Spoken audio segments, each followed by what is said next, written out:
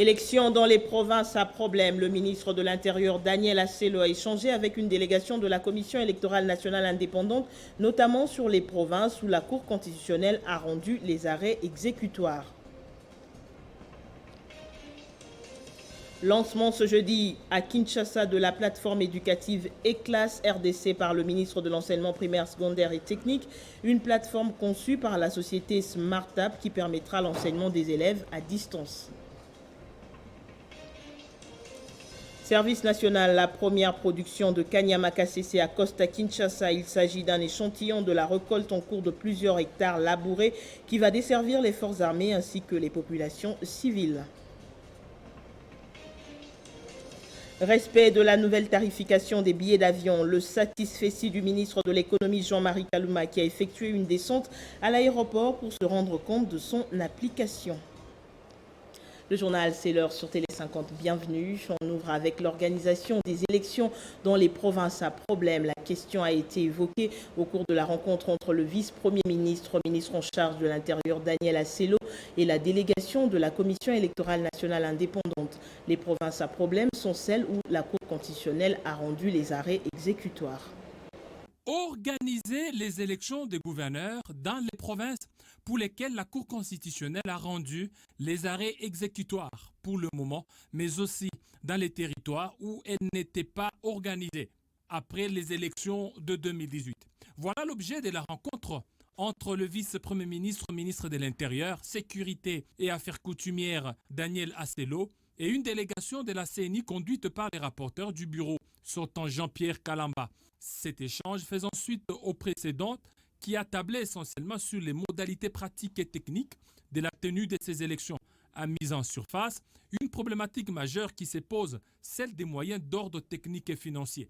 Pour Jean-Pierre Kalamba, il s'agit des moyens pour déplacer les gens qui iront ouvrir les bureaux des réceptions et traitements des candidatures, les moyens pour ouvrir les mécanismes informatiques qui permettront l'interaction entre CBRTC et ceux de la CENI qui va exécuter le travail. Jean-Pierre Kalamba a également fait savoir au numéro 1 de la territoriale que la CENI était confrontée à des difficultés dues au manque de financement pour l'organisation des élections dans certains territoires nationaux et à la crise sanitaire de la maladie à virus Ebola qui sévissait dans la partie est du pays, notamment à Beni et à Goma. Il a loué l'essence d'écoute légendaire du vice-premier ministre, ministre de l'Intérieur, Daniel Asselo, tout en espérant qu'une solution envisagée à ce sujet sera trouvée afin de permettre aux Congolais vivant dans ces contrées de jouir de leurs droits civiques comme tout le monde. À l'Assemblée nationale, une délégation du comité de suivi et de conciliation sur le fonctionnement du Parlement panafricain a été en séance de travail ce jeudi avec le président de la Chambre basse du Parlement, Mbosso Kodia, accompagné de son collègue du Sénat, Modeste Batiloukwebo. Le cabinet du speaker de la Chambre basse a servi de cadre pour les travaux préparatoires avant de se rendre à la présidence, car le comité de suivi et de conciliation voudrait solliciter le concours du président de la République, Félix Tshisekedi, avant d'accomplir sa mission. Puis je l'annonçais dans le sommaire, le bateau transportant la première production de maïs du service national vient d'accoster au port de l'Onatra de la commune de la Gombe à Kinshasa. Pour le commandant du service national, le général-major Kabouik, ce n'est qu'un échantillon de la récolte en cours des plusieurs hectares labourés qui seront envoyés dans différentes provinces pour lutter contre la faim au sein des forces armées ainsi que dans les populations civiles. Après le départ de la 7e vague de Kuluna maîtrisée dans la ville-province de Kinshasa et expédiée au site de Kanyama KCC, le général-major Jean-Pierre Kassongo Kabouik, commandant du service national, est descendu au port Onatra où venait d'accoster le bateau transportant la première production, faisant échantillon de la récolte en cours des anciens Kuluna, aujourd'hui bâtisseurs. À quelques mètres près, il y a une minoterie qui pourra transformer ces maïs en semoule de bonne qualité pour la consommation des Congolais. Le commandant trouve satisfaction. C'est un homme heureux que je peux vous annoncer aujourd'hui que demain, nous lançons la production de la farine avec le maïs qui provient de nos différentes plantations. On l'a fait à titre expérimental, mais ça nous a donné de très bons résultats. Ce que vous voyez ici n'est qu'une infime partie de ce que nous avons produit. Ce n'est que 5% du travail pour les milliers d'hectares labourés qui vont arroser les autres provinces. En dehors de ce que nous allons envoyer à Kamina, une partie qui va rester à Kanyama, à Mbujimaï, Mweneditu, Kananga, Chikapa et consorts. Le surplus, nous avons décidé de l'amener ici pour suppléer à la production que nous avons faite à Lovo, afin de faire bénéficier aussi à la population militaire et civile de la ville-province de Kinshasa. Le commandant du service national a rassuré les Congolais de la transformation de cette jeunesse qui est désormais utile à la reconstruction d'un Congo sans carence alimentaire. Le ministre de l'économie, Jean-Marie Kalumba, a effectué une descente à l'aéroport pour se rendre compte de l'effectivité du respect des nouveaux tarifs des billets d'avion sur le réseau domestique. Une satisfaction du patron de l'économie nationale qui a constaté que les prix sont effectivement appliqués par les compagnies aériennes. C'est un pari gagné pour le ministre de l'économie nationale, Jean-Marie Kalumba Youma, qui a tenu personnellement à se rendre compte de l'effectivité du respect des nouveaux tarifs des billets d'avion sur le réseau domestique. Accompagné du directeur général de la Régie des voies aériennes, Alphonse Chungu, le patron de l'économie n'a pas caché sa satisfaction. Je crois que la situation est positive parce que la grille tarifaire est respectée. C'était ça l'essentiel.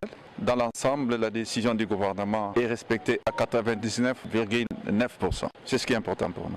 Après une visite à bord du Airbus A33 de la compagnie d'aviation CAA, le ministre de l'économie s'est rendu compte de l'augmentation du taux de remplissage. Je pense que la mesure elle est bénéfique pour les entreprises.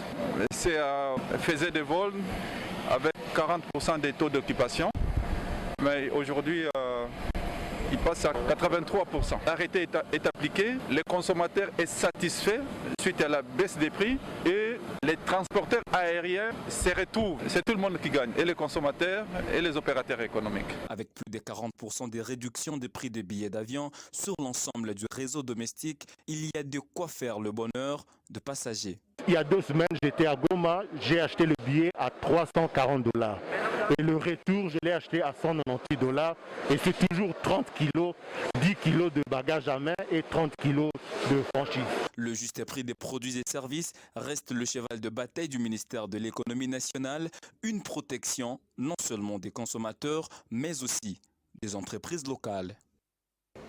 Dans le secteur de l'éducation, le ministre de l'enseignement primaire, secondaire et technique a lancé ce jeudi à Kinshasa la plateforme éducative e-Class RDC, une plateforme conçue par la société SmartApp qui permettra l'enseignement des élèves à distance. C'était en présence de plusieurs invités de marque. On ne parlera plus d'une idée, mais désormais de l'accomplissement d'un travail acharné depuis 2017. Mise en œuvre ce jour, e-Class RDC se veut une plateforme incontournable pour la pérennisation de l'apprentissage des élèves à distance, notamment en cas de crise sanitaire ou d'autres fléaux qui pourraient survenir. Il convient de relever que, dans les périodes de fermeture des classes motivées par l'empêchement de la propagation du coronavirus, ou encore, plus généralement, dans les cas d'extrême nécessité, où la fermeture des classes se révèle comme la seule option de protection de nos enfants, l'enseignement à distance a vocation naturelle des solutions de substitution. Allons croire, sous le leadership du ministre de l'EPST, cette plateforme vient rendre effectif et efficient l'enseignement à distance, considéré comme une option fondamentale du système éducatif congolais depuis 2014. Les cours en ligne, classe inversée, vous n'avez pas d'abord les élèves à la maison travaillent en autonomie, c'est-à-dire qu'ils n'ont pas de contraintes de temps. Côté élève. Du côté enseignant, il y a aussi cette liberté, c'est-à-dire que l'enseignant n'est pas contraint à rester tout le temps en classe là où il y a ses élèves. Satisfait du ministre Tony Mwaba, qui salue ici la matérialisation de l'une des réformes majeures de son secteur. Cette cérémonie fait la suite de la signature d'un protocole d'accord que nous avons signé entre mon ministère et le ministère de Pétentique en présence de notre partenaire Skoula sur la connectivité des entités éducatives. Ceci, c'est pour nous aider à relever un certain nombre de défis que nous impose ce mode d'enseignement à distance. Par ailleurs, le directeur général de SmartSap a émis le vœu de voir l'enseignement à distance être réellement mis en œuvre dans tous les autres sous-secteurs de l'éducation nationale, à l'instar du sous-secteur de l'EPST. Toujours dans le même secteur, avec l'appui technique de la société de télécommunications RTL RDC, grâce à un partenariat avec la plateforme e-class, le ministre de l'enseignement primaire, secondaire et technique Tony Moba a procédé ce jeudi au lancement officiel de l'enseignement à distance en RDC, une cérémonie qui s'est déroulée en présence de son collègue de PT Antique, Augustin Kibassa. C'est dans les soucis d'accompagner les secteurs éducatifs en République démocratique du Congo dans leur transformation numérique que la société de télécommunications RTL a rehaussé de sa présence à cette cérémonie du lancement de l'enseignement à distance. RTL pour avoir contribué à la réussite de la cérémonie de ce jour. Déjà, plus de 150 écoles à travers le pays et plus de 100 000 élèves ont bénéficié de l'accompagnement technique de RTL RDC dans sa première phase. Nous le faisons pour accompagner la vision du chef de l'État, qui est de rendre l'enseignement gratuit. Nous avons d'abord la plus grande couverture 4G à travers les pays. À ce jour, nous couvrons pratiquement plus de 100 villes ont une couverture, bénéficient de la couverture 4G de RTL et nous continuons à étendre notre réseau. Nous avons mis à la disposition de toutes les écoles qu'on a accompagnées. On a mis à leur disposition nos smart box, un routeur avec des connexions Internet gratuites. On va équiper les enseignants des différentes écoles avec les matériels informatiques, avec nos routeurs pour qu'ils aient une connexion Internet. Mais aussi, on va également les former. On va développer leurs capacités technopédagogiques de manière à ce qu'ils puissent répondre à ces besoins. Des efforts salués tant par des autorités compétentes, notamment le ministre de l'EPST et son collègue des Pétentique, la secrétaire générale à l'enseignement, que par l'administrateur directeur général de la plateforme e-class. Sans l'Internet, on ne peut pas parler de l'enseignement en ligne. Et ce que RTL apporte, c'est du concret, qui est très fiable. Et toutes nos écoles, depuis qu'ils ont commencé, donc les professeurs peuvent naviguer gratuitement. C'est un grand plus dans l'enseignement de la RDC. Profitant de l'occasion, le directeur général de RTL RDC a remis un don de kits composés des modems, la SIM 4G de RTL pour ne citer que cela. Ce don est destiné à 8 écoles, à savoir le collège Bobokoli, Bonsemi, Elika, le lycée Kabambar, Toyokana, Tobongisa et Mpiko. Quand je suis à l'intérieur, je prends les cas de Kindu. J'avais des problèmes à me connecter.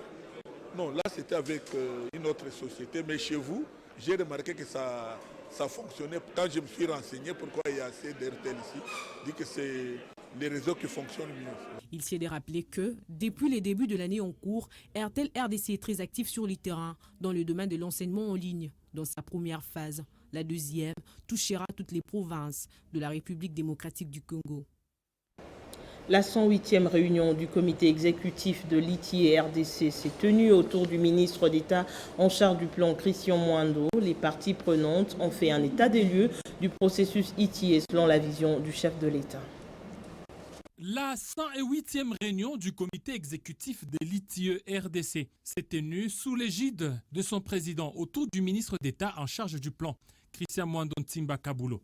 Les parties prenantes ont fait un état des lieux du processus ITIE, selon la vision du président de la République, qui tient à faire de la RDC un pays totalement transparent dans les industries extractives. D'où l'engagement du gouvernement que dirige Jean-Michel Samalou Kondé, qui s'emploie à mettre la coordination nationale de l'ITIE RDC dans des conditions meilleures pour bien réaliser sa mission. D'abord par cette réunion du comité exécutif qui est une réunion multipartite. Vous avez vu la présence des officiels, des ministres, des directeurs de cabinet du Premier ministre et d'un conseiller principal du chef de l'État. Cela montre que le gouvernement est engagé dans le processus. Vous avez vu la présence de tous les représentants des entreprises, des industries extractives et de la société civile. Ce groupe a continué à travailler de manière unie et qui démontre même de l'engagement de notre pays et du gouvernement dans le processus. Nous sommes en train de mettre en œuvre le processus ITIE, il faut les moyens financiers. Le gouvernement actuel s'est évertué à payer tous les arriérés pour permettre à ce que l'ITIE puisse fonctionner, que nous puissions aller de l'avant.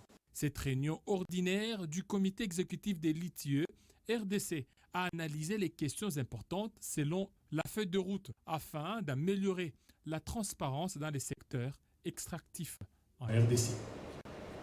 Kinshasa-Bopeto, ce service de la ville de Kinshasa a des nouvelles orientations. Cela concerne notamment les chefs des quartiers et des rues dans le souci de multiplier les efforts pour l'assainissement de la ville. C'était au cours d'un échange improvisé par ses responsables des quartiers à l'esplanade de l'hôtel de ville avec le gouverneur Jean-Tini Ngobila. Occasion également pour lui d'annoncer l'arrivée des matériels roulants pour l'entretien de la capitale. L'hôtel de ville de Kinshasa a connu une ambiance particulière ce mercredi 18 août 2021. Tôt le matin, les chefs de quartier et des rues de Kinshasa ont pris d'assaut l'esplanade du bureau du patron de la ville de Kinshasa. Chants et slogans en faveur de Jean-Tini Ngobila, ces chefs de quartier et des rues sont venus soutenir le gouverneur de la ville qui, ces derniers temps, est victime des complots et machinations de la part de personnes mal intentionnées. Il y a un changement parce que nous sommes impliqués dans l'assainissement de la ville de Kinshasa. Dans le souci d'accompagner l'action du gouverneur de la ville, ces responsables de quartier et des rues ont lancé un message de paix aux Kinois et invité les Kinois à l'adhésion dans cette vision dénommée Kinshasa-Bopeto. Laissons Ngobila travailler. Il est en plein mandat. Il y a des secteurs où le gouverneur a réussi à accomplir des grandes choses, même s'il y a encore d'autres défis à relever que nous allons exécuter ensemble. Kinshasa est un patrimoine commun. Son assainissement dépend aussi de notre implication. Nous, les chefs de quartier, allons inviter les ministres et députés à travers les jetons de Salongo afin que nous puissions travailler en collaboration pour la réussite de l'opération Kinbopeto. En reconnaissant de cet acte de loyauté, le patron de la ville de Kinshasa, Jean-Tini Ngobila, a annoncé à ses hôtes l'arrivée pour bientôt à Kinshasa de matériel roulant d'assainissement commandé des Chines.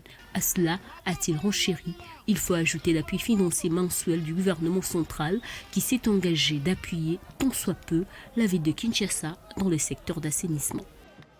Le feuilleton de l'affaire qui oppose Gabriel Mokia à certains occupants illégaux de ses biens immobiliers est loin de se terminer. Selon Camille Calé, les présidents nationaux de la génération Congo Nouveau, certains agents de la police nationale occuperaient encore ces parcelles, empêchant le nouveau bailleur de rentrer dans ses droits après le verdict rendu par la justice. Dans une interview accordée à Télé 50, Camille Calé, qui lutte contre les inégalités et les antivaleurs, appelle au respect de l'état de droit. Nous sommes au service de la nation dans notre ASPL, Génération Congo Nouveau, qui est là pour dénoncer toutes les antivaleurs. Nous sommes au traitement injuste qu'on inflige au président du mouvement démocrate congolais, M. Gabriel Mokia. On a pris le temps de survoler les dossiers. On a compris qu'il a raison, mais que certaines personnes mal intentionnées, des gens de mauvaise foi, ne veulent pas les laisser accéder dans ce droit. Nous sommes en plein régime de Félix Tshisekedi Tshilombo, régime de l'état de droit, les régimes qui consistent à voir d'abord la part du peuple. Goïka s'en occupait un des immeubles de M. Gabriel Mokia. Il a fini par quitter. Goïka s'en n'est pas comme n'importe qui dans ces pays, mais il a quitté.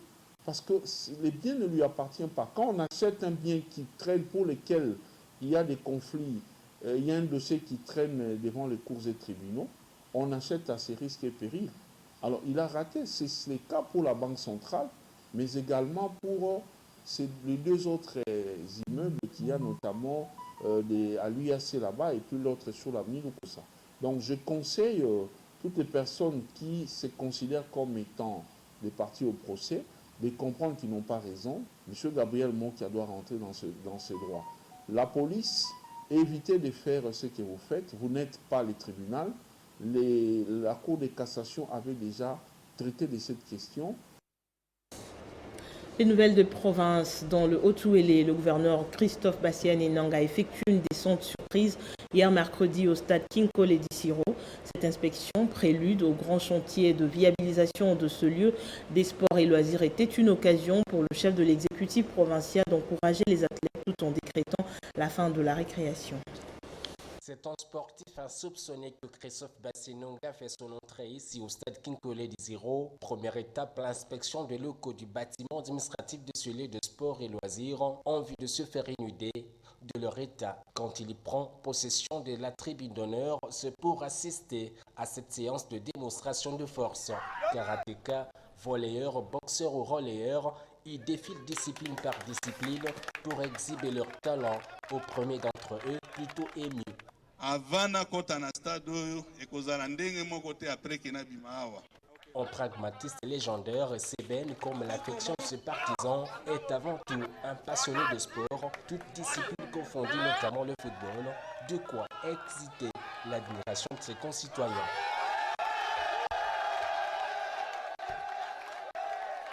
Surnommé bulldozer par certains à cause de son obsession pour le développement des infrastructures de base, Christophe Bassiani-Nang a toujours affirmé exécuter la vision du chef de l'État Félix-Antoine Tshisekedi de mettre l'homme congolais au centre de tout processus de développement dans les sports qui constituent l'un des moyens privilégiés pour l'encadrement de la jeunesse à venir du pays.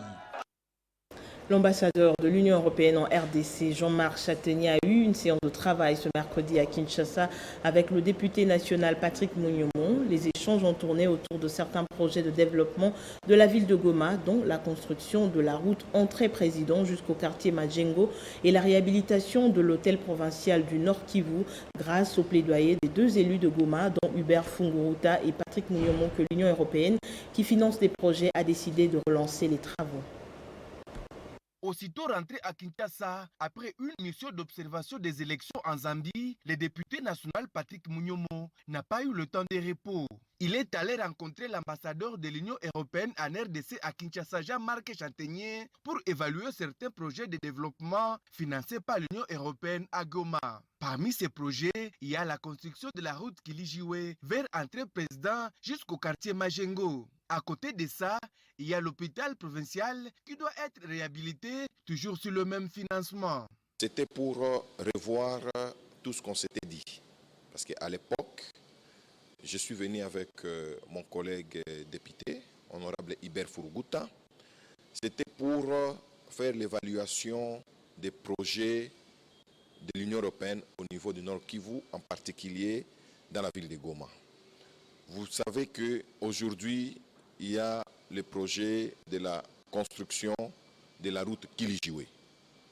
Il y a aussi le projet de la réhabilitation de l'hôpital général de Goma. Ce sont des projets financés par l'Union européenne. Je devais me rassurer de l'avancement de ces projets. Et aujourd'hui, c'est chose faite. Tout va bien. Les représentants viennent de me rassurer que les projets sont déjà en cours, surtout pour la route Kilijiwe qui a déjà débuté il y a quelques jours. Et c'était aussi l'occasion de lui rappeler que la population attend que l'achèvement de ces projets. Rappelons qu'à ce jour, les travaux pour la construction de cette route Kilijiwe ont déjà démarré. Cette route d'intérêt général est restée depuis longtemps dans l'impraticabilité totale, mais grâce au plaidoyer des députés nationaux élus de Goma, Patrick Munyomon et Hubert Funguruta, cette route est en train d'être réhabilitée. Un véritable pari gagné pour ces parlementaires. Le sénateur Ogi Lunga vient de séjourner à Mbujimaï pour une visite privée. Néanmoins, l'élu du Kasaï oriental a échangé avec les autorités locales sur la situation de la province avant de leur doter de tous les chefs de quartier de la ville les poussins de chair pour leur autonomisation. Ce n'est pas pour des vacances parlementaires, mais c'est une circonstance douloureuse qui a conduit le sénateur Ogi Lunga Chivwila à Mbujimaï.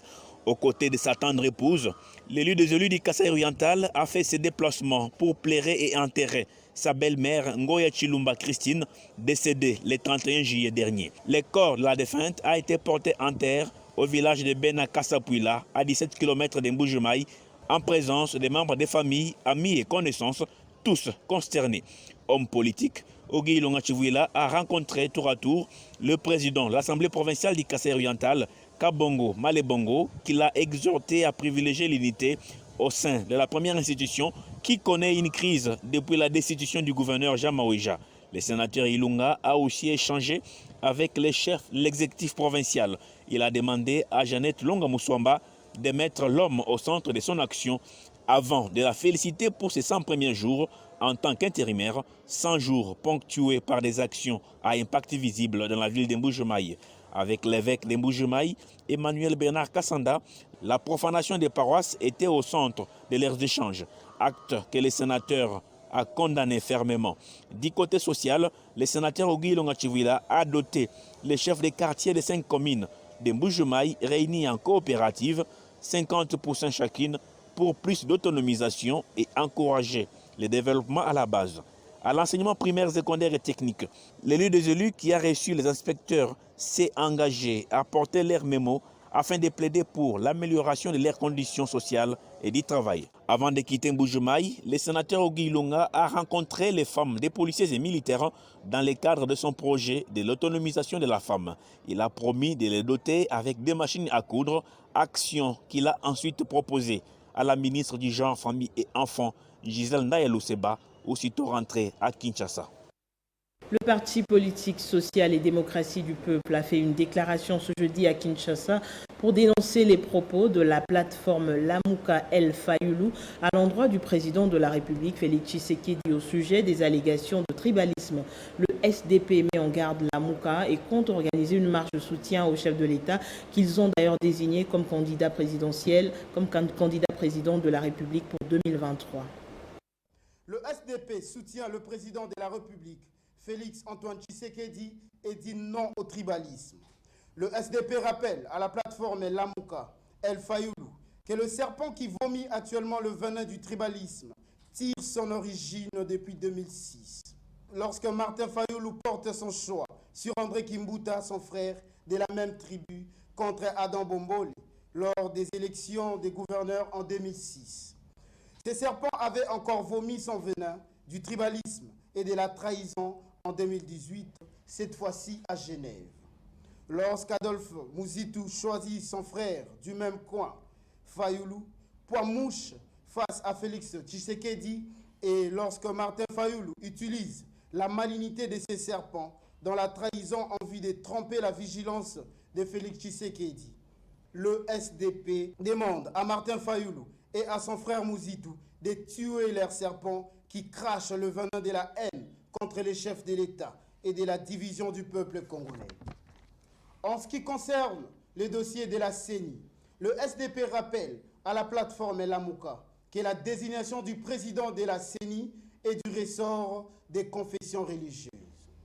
Des accusations fausses à l'endroit du président de la République sur la politisation de la CENI est donc une fuite en avant pour cette plateforme qui est en perte de vitesse car le président de la République n'est nullement prêtre, diacre, cardinal, moins encore pasteur ni archevêque pour choisir le futur président de la CENI.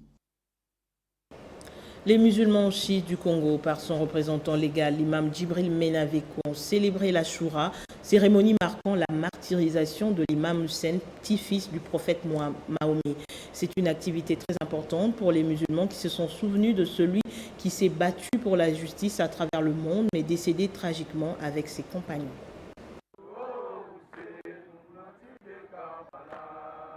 Le 18 août de chaque année, les musulmans du monde commémorent la décapitation du troisième imam Al-Hussein lors de la bataille de Karbala.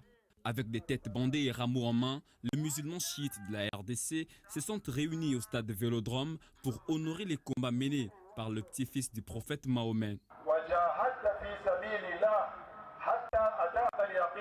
Ce rassemblement était l'occasion pour le représentant légal Djibril Menaveko de prêcher aux musulmans la justice afin que ces derniers restent dans la philosophie de la grande école de Karbala.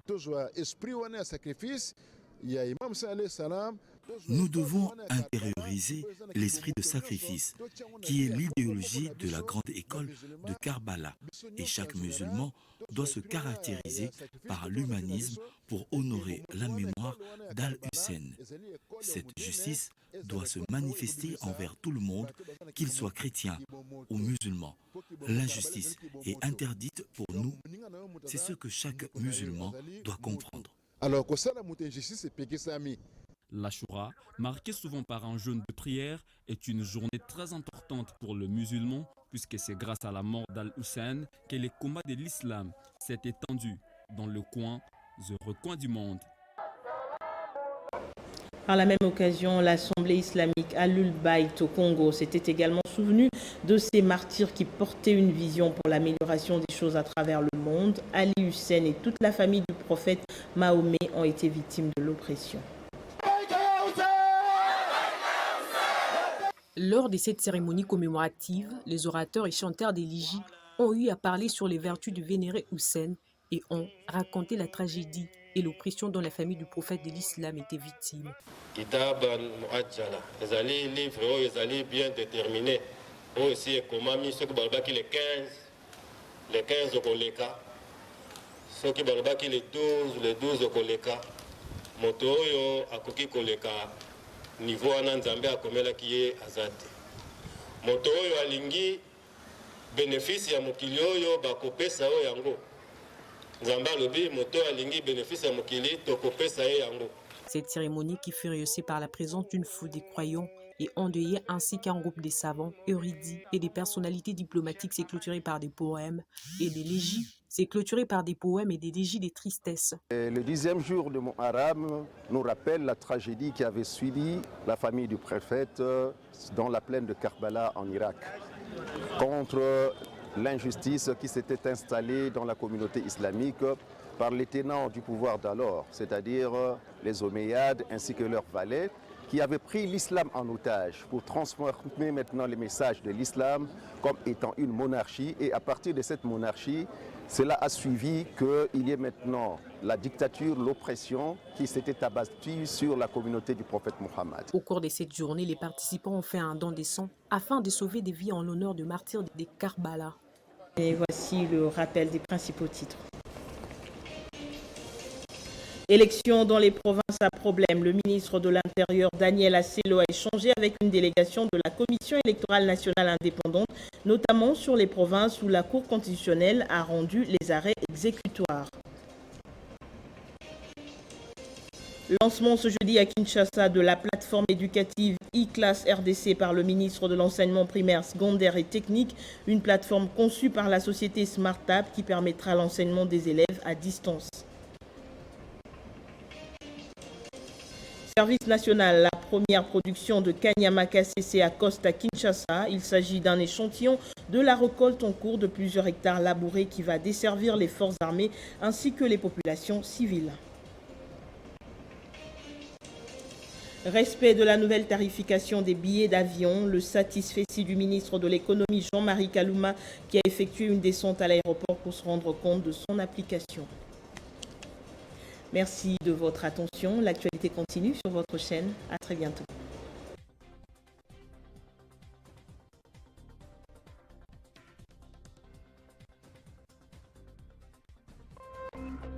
Téléchargez les infos Télé 50 sur www.télé50.cd. Les familles Galassi, Kamba et Mabiala ont la profonde douleur d'annoncer les amis et connaissances les décès de leurs sœurs, nièces et belle-fille Rose Matumbana à Kinshasa. La levée du corps est prévue ce vendredi 20 août à l'hôpital du Cinquantenaire, suivi de l'inhumation au cimetière de la nécropole entre terre et ciel. Un bain de consolation sera offert à la résidence 6 avenue Matiba, numéro 16, au quartier Matungé, dans la commune de Kalamo.